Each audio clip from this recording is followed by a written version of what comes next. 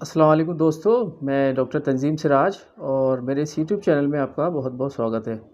आज के इस वीडियो में मैं बात करने वाला हूँ आईबीएस के बारे में। आईबीएस मतलब irritable bowel syndrome. Irritable bowel syndrome 3 अल्फाज से मिलकर के बना है, 3 वर्ड से मिलकर के बना है, इरिटेबल, बॉवल और सिंड्रोम।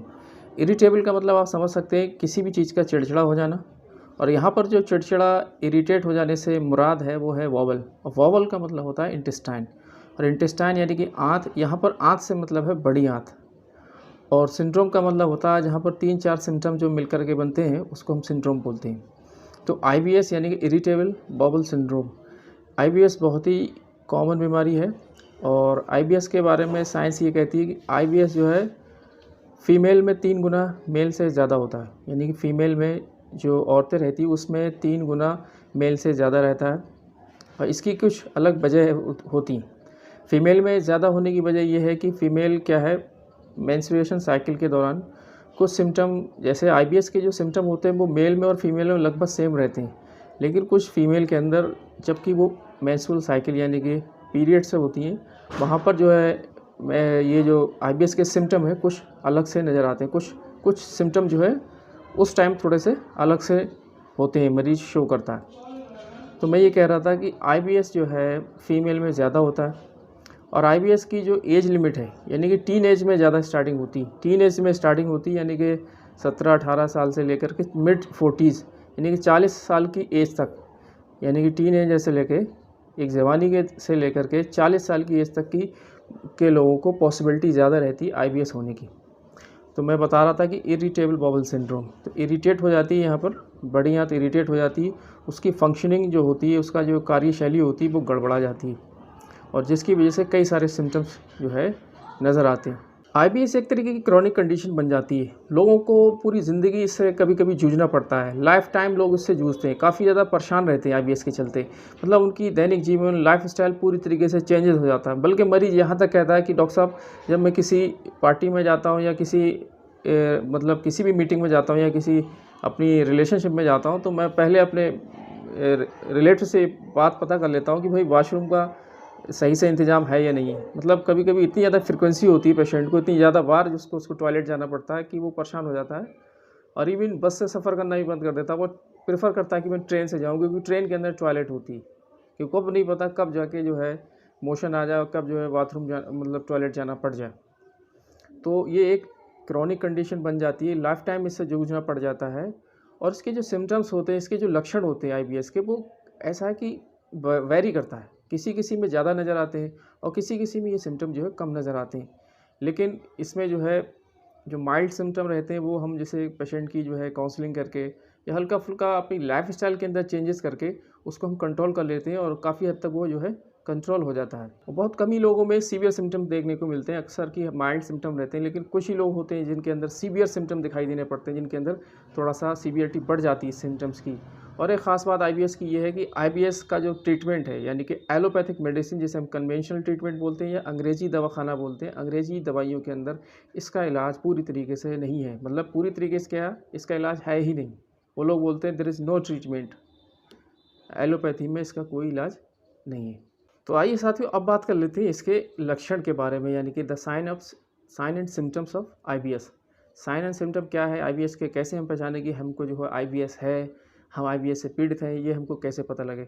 मैंने बताया कि साइन एंड सिम्टम जो आईबीएस के होते हैं वो वेरी करते हैं, कुछ लोगों में कुछ माइल्ड सिम्टम रहते हैं, कुछ कुछ हद तक कम रहते हैं, और कुछ लोगों में क्या होता है ज़्यादा सिम्टम रहते हैं।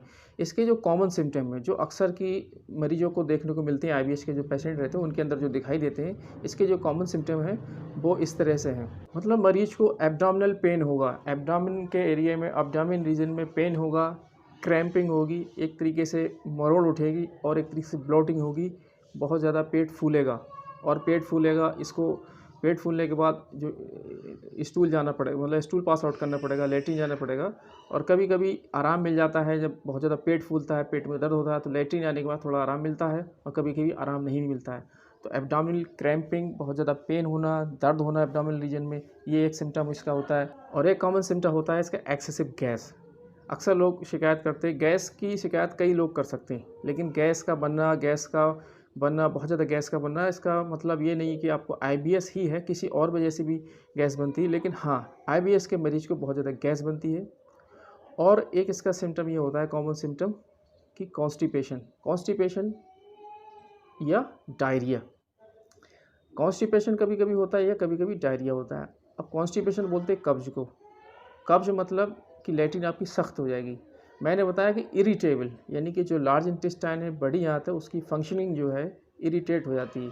लार्ज इंटेस्टाइन क्या करती है, इसकी जो फंक्शनिंग होती है वो मिनरल्स को, वाइटामिन्स को एब्जॉर्ब करती है, अच्छी अच्छी चीज़ों को एब्जॉर्ब करती है, जो हम खाना खाते हैं उनको एब्जॉर्ब कर लेती है। और डिफिकेशन, स्टूल, फीसेस को पास आउट करती है। एक तरीके से पेरिस्टाल्टिक मूवमेंट इस तरीके से चलता है।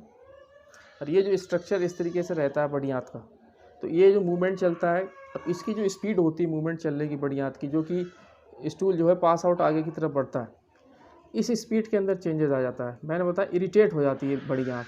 कभी कभी जो है कॉन्ट्रैक्शन इतना ज़्यादा मजबूत हो जाता है कि जो स्टूल की स्पीड होती है वो घट जाती है, आंतों की स्पीड घट जाती है। और घटने से क्या होता है, आपको कॉन्स्टिपेशन हो जाता है, कब्ज हो जाता है।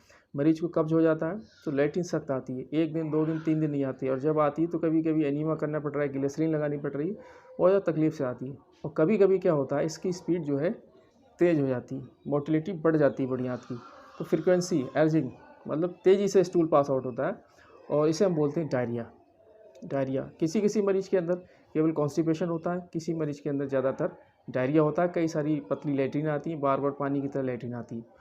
और कभी कभी एक सिम्टम ये भी मिलता है कि दोनों मिक्स हो जाती हैं। मिक्स का मतलब डायरिया भी होगा और साथ में कॉन्स्टिपेशन भी होगा। कभी कभी बीच में डायरिया होगा, यानी कि सुबह सुबह आपको डायरिया हो गया और शाम तक जाते जाते लैट्रिन सख्त हो गई, मिक्स्ड होगा है। एक सिम्टम आपको देखने को मिलता है, म्यूकस इन स्टूल। स्टूल मतलब लैट्रिन, आपका जो स्टूल है उसके अंदर म्यूकस, चिपचिपा चेपा आएगा लैट्रिन के अंदर। ये एक इसका खास सिम्टम है। ये कुछ कॉमन सिम्टम थे जिसको मैंने आपको बताया। साथियों, इतनी कॉमन बीमारी है, इतनी ज़्यादा, मतलब बहुत ही ज़्यादा फैली हुई। मैंने बताया 5 व्यक्तियों में से अगर देखा जाए तो एक को ये बीमारी आपको देखने को मिल जाएगी, आईबीएस, इरिटेबल बाउल सिंड्रोम। तो इसको बोलते हैं, एक इसका नाम है स्पास्टिक कोलन। स्पास्टिक कोलन के नाम से भी ये जानी जाती है, कि स्पास्टिक का मतलब होता है एक हाइपर एक्टिविटी, किसी चीज़ का बढ़ जाना, बहुत ज़्यादा स्पीड का बढ़ जाना, या फिर उस तरीके का एक तरीके से उसकी क्रैम्पिंग हो जाना, एक तरीके से उसकी स्पीड बढ़ जाना, हाइपर एक्टिविटी हो जाना।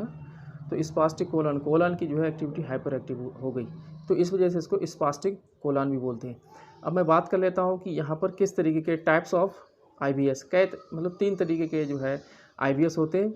इरिटेबल बाउल सिंड्रोम के जो सिम्टम्स है वो 3 तरीके से देखने को मिलते हैं, यानी कि आईबीएस सी, आईबीएस डी और IBS C and D both, यानी कि मिक्स्ड। आईबीएस सी का मतलब है irritable bowel syndrome with constipation. Constipation मतलब कब्ज। कब्ज के अंदर क्या होगा, इरिटेबल बाउल सिंड्रोम के अंदर क्या होगा कि आपकी जो स्टूल है वो काफ़ी ज़्यादा टाइट हो जाएगी। लैट्रिन करते वक्त आपको स्ट्रेनिंग करना पड़ेगा, आपको जोर लगाना पड़ेगा, आपकी सही से आपको लैट्रिन नहीं आएगी, बहुत ज़्यादा आपको जोर लगाना पड़ेगा। और जोर लगाने से आपको कभी कभी पाइल्स होने की भी पॉसिबिलिटी बढ़ जाती है। तो यानी कि स्ट्रेनिंग करना पड़ेगी, जोर लगाना पड़ेगा, लैट्रिन सख्त आएगी। तो ये हो गया आईबीएस सी, यानी कि कॉन्स्टिपेशन वाला आईबीएस। एक हो गया आईबीएस डी। आईबीएस डी मतलब irritable bowel syndrome diarrhoea. Diarrhoea का मतलब फ्रीक्वेंसी मतलब बहुत ज़्यादा आपकी जो स्टूल है बहुत ज़्यादा जल्दी जल्दी पास आउट होगी और पानी की तरफ पास आउट होगी, बहुत ज़्यादा रिलीज़ होगी। तो आईबीएस डी, डायरिया ज़्यादा बनेगा इसमें। और आईबीएस मिक्स्ड में क्या होगा, जैसे मैंने बताया डायरिया भी होगा और साथ में आपको कॉन्स्टिपेशन भी होगा। तो ये इस तरीके से भी जो है आपको आईबीएस के सिम्टम देखने को मिल सकते हैं। दोस्तों, होता क्या है कि आईबीएस के जो शिकार होते हैं पेशेंट, जिनके अंदर आईबीएस के लक्षण पाए जाते हैं, जो आईबीएस बीमारी से पीड़ित रहते हैं, ये तो लॉन्ग टर्म की बीमारी कई बार सालों सालों चलती है, कई बार जल्दी जल्दी ठीक हो जाती है, कुछ लोग रिकवर कर लेते हैं अपनी लाइफ स्टाइल के अंदर चेंजेस करके। तो यहाँ पर आईबीएस की जो टेस्टिंग होती है, तो आईबीएस की कोई पर्टिकुलर फिक्स टेस्टिंग नहीं है। एक डिटेल हिस्ट्री के बाद डॉक्टर जो है जान पाते हैं आपको आईबीएस है नहीं। तो इसके साथ साथ अगर कुछ डिफरेंशियल डायग्नोसिस के तहत कुछ और भी सिम्टम्स नज़र आते हैं, तो ज़रूरी नहीं है, उनको रूल आउट करने के लिए ज़रूरी है कि आपको अगर वो चीज़ है तो ये मतलब आईबीएस नहीं है। फॉर एग्ज़ाम्पल, अगर आपको कुछ ऐसे सिम्टम्स मैं आपको बता रहा हूँ, अगर आपके अंदर ये सिम्टम पाए जा रहे हैं, ये लक्षण पाए जा रहे हैं, तब आपको आईबीएस नहीं है। आईबीएस के साथ आईबीएस आपको नहीं है, लेकिन आपको कुछ और होने का खतरा है। जैसे फॉर एग्ज़ाम्पल, अगर आपका एक्सेसिव वेट लॉस हो रहा है, आपका वज़न लगातार घटता चला जा रहा है, वज़न आपका घट रहा है, रेक्टल ब्लीडिंग, यानी कि आपका जो मल तय करते समय आपकी गुदा द्वार से ब्लीडिंग हो रही है, खून टपक रहा है, रेक्टल ब्लीडिंग हो रही है, और आपको एनीमिया हो रहा है, एनीमिया मतलब रेक्टल ब्लीडिंग होगी तो एनीमिया भी होगा। और डायरिया की शिकायत आपको नाइट में होगी, यानी कि रात में आपको ज़्यादा डायरिया होगा, रात में आपको ज़्यादा डायरिया होगा। अनएक्सप्लेन्ड वोमिटिंग, आपको उल्टी आएंगी, यानी कि नौजिया होगा, वोमिटिंग होगी, उल्टी आएंगी और आपको समझ में नहीं आएगा ये उल्टी मुझे क्यों हो रही है और मुझे क्यों नहीं हो रही है, कुछ समझ में नहीं आएगा। निगलने में आपको जो है तकलीफ़ होगी, डिफ़िकल्टी इन स्वालोइंग, स्वालोइंग यानी कि निगलने में आपको तकलीफ़ होगी और आपको बुखार भी आ सकता है। और एब्डोमिनल रीजन में पेन होगा और पेन जो है इतना परसिस्टेंट होगा, लगातार पेन होगा, जिसको आपको या तो लैट्रिन करने के बाद भी आराम नहीं मिलेगा और लैट्रिन करने से पहले भी आराम नहीं मिलेगा। अगर इस तरीके के सिम्टम्स, लक्षण आपके अंदर पाए जा रहे हैं तो दोस्तों ये लक्षण आईबीएस के नहीं है, ये लक्षण कुछ सीरियस कंडीशन की तरफ इशारा करते हैं, जिसे हम कोलन कैंसर बोलते हैं। यानी कि कोलन, क्योंकि कोलन भी जो है लार्ज इंटेस्टाइन का पार्ट है और आईबीएस की जो बीमारी है ये भी इंटेस्टाइन यानी कि लार्ज इंटेस्टाइन से मतलब है, तो कुछ सिम्टम इसके मैच करते हैं, लेकिन डिफरेंशियल डायग्नोसिस बनाना ज़रूरी है। तो ये वाले अगर सिम्टम आपको नज़र आ रहे हैं तो आपकी जो डायग्नोसिस है वो एक तरीके से कोलन कैंसर की तरफ बढ़ रही है और इस कंडीशन में आपको तुरंत जो है डॉक्टर को दिखाना चाहिए और अपना इलाज सही से जल्दी शुरू कर देना चाहिए। तो अब बात कर लेते हैं इसके कारण के बारे में, कॉजेज़, यानी कि the causes of IBS. IBS के बारे में ये कहा जाता है the exact cause of IBS is not known, यानी कि आईबीएस का जो एग्जैक्ट कॉज है, जो सही कॉज है, वो अभी तक अननोन है, इडियोपैथिक है, नहीं पता कि सही मायने में कौन जो है आईबीएस को कॉज करता है। लेकिन हाँ, ये आईबीएस के बारे में ये बिल्कुल तथ्य क्लियर है, ये बात सही है कि आईबीएस आपकी इंटेस्टाइन को डैमेज नहीं करता है, यानी कि बड़ी आंत को डैमेज नहीं करता है। इंटेस्टाइन बिल्कुल सेफ़ रहती है, आंत बिल्कुल सेफ़ रहती है और ये इंटेस्टाइन को बिल्कुल सेफ़ नहीं करता है। हाँ, इसके कारण में कुछ ऐसे फैक्टर्स हैं जो इसको एग्रावेट करते हैं, मतलब सिम्टम्स को बढ़ावा देते हैं, लक्षण को बढ़ावा देते हैं, लेकिन 100% नहीं कह सकते केवल इसकी वजह से है। सबसे बड़ा कारण जो माना जाता है, जो जिसकी पॉसिबिलिटी सबसे ज़्यादा है, वो मेरी नज़र में है नर्वस सिस्टम, यानी कि स्ट्रेस। नर्वस सिस्टम आपका स्ट्रेस सबसे बड़ा फैक्टर है इरिटेबल बाउल सिंड्रोम का। आइए जानते हैं कि नर्वस सिस्टम कैसे इफ़ेक्ट डालता है हमारी जीआईटी को। हमारा जो ब्रेन होता है, यानी कि हमारा जो मस्तिष्क होता है, और मस्तिष्क का जो रिलेशन रहता है जीआईटी से, वो डायरेक्ट रिलेशन रहता है। मस्तिष्क, हमारा जो ब्रेन है, वो कई सारे पार्ट्स को, बॉडी पार्ट्स को जो है कवर करता है। जब हमारा निर्माण हो रहा था, जब हम बन रहे थे, एम्ब्रियोनिक डेवलपमेंट जो होता है, एम्ब्रियो के अंदर 3 लेयर होती है, एक्टोडर्म, मेसोडर्म, इंडोडर्म। तो जो ब्रेन स्टेम होता है वो किस पार्ट को कवर करता है, और मस्तिष्क का कौन कौन सा पार्ट, कौन कौन सा हिस्सा किस बॉडी पार्ट्स को जो है कवर करता है, किससे उसका जो है, कुछ एंडोडर्म ओरिजिन के होते हैं, कुछ मेसोडर्म ओरिजिन के होते हैं और कुछ एक्टोडर्म, मतलब अलग, इंडोडर्म, मेसोडर्म मिक्स्ड होते हैं। तो कई तरीके की ओरिजिन होती है। मैं बात यहाँ आपको बताना चाह रहा हूँ कि नर्वस सिस्टम का जीआईटी से रिलेशन। हाँ, अगर आपका जीआईटी यानी कि आपका जो स्टोमक वगैरह है, यहाँ की जो नर्व्स हैं, ये जो नर्व्स हैं, अगर इनके अंदर थोड़ा सा डिस्टर्बेंस है, ब्रेन का जो कनेक्शन है जीआई और हमारा जो गट है, ब्रेन और जो गट का रिलेशन है, ये पूरी तरीके से सिग्नल वीक है, कमज़ोर है, सही से यहाँ पर कोऑर्डिनेशन नहीं बन पा रहा है, तो हमारी जो स्टोमक एरिया की, एब्डोमिनल रीजन की जो नर्व्स रहती हैं, वो क्या करती हैं, थोड़ा सा उनकी फंक्शनिंग गड़बड़ा जाती है, एबनॉर्मल फंक्शनिंग हो जाती है, फंक्शनिंग गड़बड़ा जाती है, ओवर रिएक्ट करने लग जाती हैं। फॉर एग्जांपल, अगर आपको मसल कॉन्ट्रैक्शन हो रहा है, अगर आपको हल्का सा जो है थोड़ा सा भी पेन होगा तो बहुत ज़्यादा सेंसेशन होता है, बहुत ज़्यादा पेन होता है, बहुत ज़्यादा डिस्कम्फर्ट होता है। मतलब हल्की सी पेरिस्टैल्टिक मूवमेंट में जो नॉर्मली एहसास पेशेंट को नहीं होना चाहिए, लेकिन अगर आपका नर्व्स जो है यहाँ का सेंसिटिव है बहुत ज़्यादा ब्रेन के सिग्नल्स की वजह से, तो आपको बहुत ज़्यादा पेन होगा, बहुत ज़्यादा क्रैम्पिंग होगी और बहुत ज़्यादा इस तरीके से डायरिया वाले सिम्टम नज़र आते हैं। वो क्यों आते हैं? वो कि ब्रेन का जो कनेक्शन है जीआईटी से थोड़ा सा एक तरीके से, पूरी तरीके से बैलेंस नहीं बन पाता है। और ये कहा जाता है कि एक साइकियाट्रिक्स का कॉल है, एक बड़े साइकियाट्रिक जो कि एक प्रोफेसर है, एडवर्ड उनका नाम है, कि अगर आईबीएस के जो मरीज़ हैं, आईबीएस के मरीज़ को अगर आप हिस्ट्री देखें तो 60% आईबीएस के पेशेंट जो है किसी न किसी साइकियाट्रिक डिसऑर्डर के जो है मरीज़ आपको मिल जाएंगे। यानी कि साइकियाट्रिक डिसऑर्डर, दिमागी परेशानी, उलझन के पेशेंट आपको मिल जाएंगे जिनके अंदर आईबीएस होता है। आईबीएस होता है जो कि डाइजेस्टिव सिस्टम की बीमारी है, लेकिन इसका रिलेशन जो है 60% लोगों में आपको देखने को मिलेगा कि वो साइकियाट्रिक इलनेस की वजह से उनको आईबीएस हुआ है। दूसरा बड़ा कारण होता है कि muscle contraction in the intestine. मैंने बताया कि जो इंटेस्टाइन है, जो बड़ी आंत है, इसका जो स्ट्रक्चर होता है ये इस तरीके से जाता है, ascending colon, transverse colon, descending colon, sigmoid colon, और ये यहाँ से इस तरीके से राइक्टम और यहाँ से ये आपको अपेंडिक्स यहाँ को मिल जाता है। तो इसकी जो फंक्शनिंग होती है, मैंने बताया कि 3 तरीके से फंक्शनिंग करती है। तो इसका जो सबसे बड़ा यही स्टोरेज, मतलब एब्जॉर्प्शन करती है वाटर का, मिनरल्स का, विटामिन्स का, सब तरीके से बढ़िया जो है एब्जॉर्प्शन करती है। फिर रेक्टम में चला जाता है स्टूल, वहाँ से आपको सेंसेशन लगता है और रेक्टम से पास आउट हो जाता है। तो जो मोटिलिटी है, यानी कि जो कॉन्ट्रैक्शन, कभी कभी बहुत ज़्यादा कॉन्ट्रैक्शन होते हैं बड़ी आंत के अंदर। कॉन्ट्रैक्शन जो इस तरीके से होते हैं बहुत तेज़ी से होते हैं, और तेज़ी की वजह से होने से वहाँ पर थोड़ा सा एब्डोमिनल पेन होता है, क्रैम्पिंग होती है और डायरिया बन जाता है। स्पीड तेज़ी से निकली, डायरिया बन गया। और कभी कभी ये जो कॉन्ट्रैक्शन है बहुत स्लो हो जाते हैं। कॉन्ट्रैक्शन बड़ी आंत की जो स्पीड है वो स्लो हो गए, और उसकी जो मोटिलिटी वो घट गई, और घटने की वजह से कॉन्स्टिपेशन यानी कब्ज की शिकायत होने लगती है। तो स्टूल काफ़ी ज़्यादा हार्ड हो जाता है, ड्राई हो जाता है, लंपी हो जाता है, जैसे इस तरीके से जल जाएगा, बड़ी मुश्किल से स्टूल पास आउट होता है। तो जो इंटेस्टाइन की कॉन्ट्रैक्शन की स्पीड की वजह से जो है एक बड़ा कारण ये भी माना जाता है। तीसरा प्रमुख कारण माना जाता है आईबीएस का कि जो कुछ प्यूपल्स रहते हैं उनके अंदर इन्फ्लामेशन यानी कि सूजन आ जाती है कोलन के अंदर। बड़ी आंत के अंदर जो है कोलन, जो इसका पार्ट होता है, उसके अंदर सूजन आ जाती है, इन्फ्लेमेशन आ जाता है। और माना जाता है कि इन मरीजों के अंदर जो इम्यून सिस्टम होता है, हमारा इम्यून सिस्टम, जो आईजीई, जो इन्फ्लेमेटरी जो कंडीशन रहती हैं, जो मतलब एंटीबॉडीज़ वगैरह, जो हमारा इम्यून सिस्टम रहता है, जो कि बीमारियों से लड़ने की क्षमता होती है, वहाँ पर कुछ इस तरीके की सेल्स एक्टिवेट हो जाती हैं जो वहाँ पर सूजन क्रिएट कर देती हैं। वहाँ पर बड़ी आंत के अंदर वो सूजन क्रिएट कर देती हैं, यानी कि इन्फ्लामेशन होने की वजह से आईबीएस हो जाता है। और एक कारण माना जाता है कि माइक्रोफ्लोरा बैक्टीरिया, कुछ अच्छे बैक्टीरिया होते हैं जो हमारी इंटेस्टाइन, हमारी हमारी हमारी आंतों के अंदर रहते हैं, जिनकी वजह से हमारा डाइजेस्टिव सिस्टम, पाचन शक्ति, पाचन तंत्र जो है अच्छा बना रहता है। लेकिन रिसर्च ये कहती है कि चेंजेस इन द माइक्रोफ्लोरा, अगर आपके बैक्टीरिया के अंदर जो वहाँ पर पाए जाते हैं बैक्टीरिया जिनसे कि हमें काफ़ी ज़्यादा फ़ायदा होता है, उनके अंदर जो है कमी या बड़े, कभी कम हो जाते हैं, कभी उनकी तादाद बढ़ जाती है। तो जो तादाद में जो चेंजेस आते हैं उसकी वजह से भी जो है आईबीएस होने की पॉसिबिलिटी जो है बढ़ जाती है। अब बात कर लेते हैं ट्रिगर्स की, यानी कि रिस्क फैक्टर्स की। कौन से ऐसे ट्रिगर्स हैं जिसकी वजह से आईबीएस के सिम्टम्स बढ़ जाते हैं। पहला जो ट्रिगर है वो है फूड एलर्जी, यानी कि खाने के अंदर चेंजेस। तो इसका जो फूड का जो रिलेशन है आईबीएस के अंदर, फूड का जो रिलेशन है कि फूड ट्रिगर करता है या नहीं करता है, ये फुली अंडरस्टूड नहीं है, यानी कि पूरी तरीके से इसका जो है पूरी तरीके से साइंटिफिकली प्रूफ नहीं है। लेकिन हाँ, फिर भी कुछ मरीजों के अंदर देखा गया है। फूड एलर्जी इसको कॉज कर सकती है, थोड़ा सा सिम्टम्स को एग्रावेट कर सकती है, बढ़ा सकती है।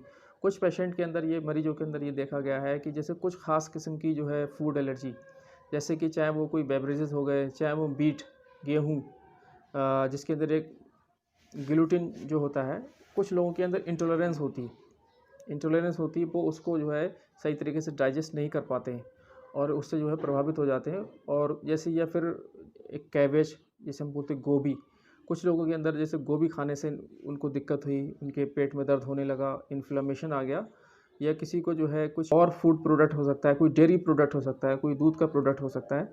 तो कई सारे फूड एलर्जेंस रहते हैं जिसकी वजह से कुछ ख़ास किस्म के मरीजों के अंदर ही उस फूड एलर्जी से उनको दिक्कत होती है, और वो जो है उनके आईबीएस के सिम्टम्स को जो है बढ़ा देते हैं। और ये जो है ये भी वैरी करता है, मरीज़ को खुद पता होगा कि उसको कौन सी चीज़ जो है खाने में नुकसान देती है, जिसकी वजह से उसके जो आईबीएस के सिम्टम्स हैं वो बढ़ जाते हैं। और सबसे इम्पोर्टेंट जो ट्रिगर्स है वो है स्ट्रेस, यानी कि स्ट्रेस। बहुत सारे पेशेंट के अंदर ये देखा गया है, जब वो स्ट्रेस में रहते हैं और जब वो तनाव में रहते हैं तो उनके जो आईबीएस के सिम्टम्स हैं, जो भी आईबीएस के लक्षण हैं, वो बढ़ जाते हैं। फॉर एग्जांपल, हमने अभी लॉकडाउन के अंदर देखा, बहुत सारे मरीज़ थे जिनको आईबीएस के लक्षण जो है 4 महीने के अंदर आ गए। था क्या, लॉकडाउन था, मार्च से किसी की अप्रैल में शादी होनी थी, तो शादी नहीं हो पा रही थी, एक तरीके से फिक्स हो गया था। और एक तरीके से उसका जो एक तरीके से एक जैसे होता है ना, मॉर्सल जो है इनडाइजेस्ट हो गया था। मॉर्सल जो बना हुआ था वो उनको डाइजेस्ट ही नहीं हो पा रहा था। तो एक तरीके से पेशेंट जो है घिर सा गया था, काफ़ी ज़्यादा स्ट्रेस और तनाव में आ गया था। तो बहुत सारे मरीजों को लॉकडाउन के अंदर जो है आईबीएस के सिम्टम्स आए, और बाद में जब उनकी एंजाइटी, स्ट्रेस रिलीज़ हो गया तो सिम्टम्स उनके हल्के हल्के स्लोली अपने आप ठीक हो गए। और कुछ लोगों के स्ट्रेस की वजह से गले के अंदर भी प्रॉब्लम आई, ग्लोबस सेंसेशन की भी दिक्कत आई। तो स्ट्रेस एक बड़ा ट्रिगर फैक्टर है आईबीएस के सिम्टम्स को एग्रेवेट करने के लिए।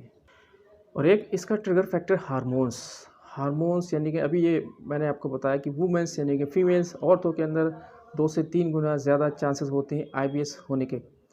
आईबीएस होने के चांसेस, एक तो ये है कि मेंस्ट्रुअल साइकिल के दौरान जो हार्मोन लोचा होता है, हार्मोन जो इस तरीके से कुछ घटते हैं, कुछ बढ़ते हैं। उस हार्मोन के चेंजेस की वजह से जो है फीमेल के अंदर आईबीएस के सिम्टम पीरियड्स के दौरान, मेंसेस के दौरान बढ़ जाते हैं, एग्रावेट हो जाते हैं। और ये माना गया है कि अमेरिका के अंदर जिस तरीके से जो है कि सेक्सुअल वायलेंस, सेक्सुअल अब्यूज़ की घटनाएं फीमेल के साथ होती हैं, या अब तो हमारे भारत में भी बहुत सारी घटनाएं हो रही हैं, तो सेक्सुअल ट्रॉमा के चांसेस जो है फीमेल में ज़्यादा रहते हैं बनिस्बत की मेल की तुलना में। फीमेल जो है सेक्सुअल वायलेंस का शिकार ज़्यादा होती।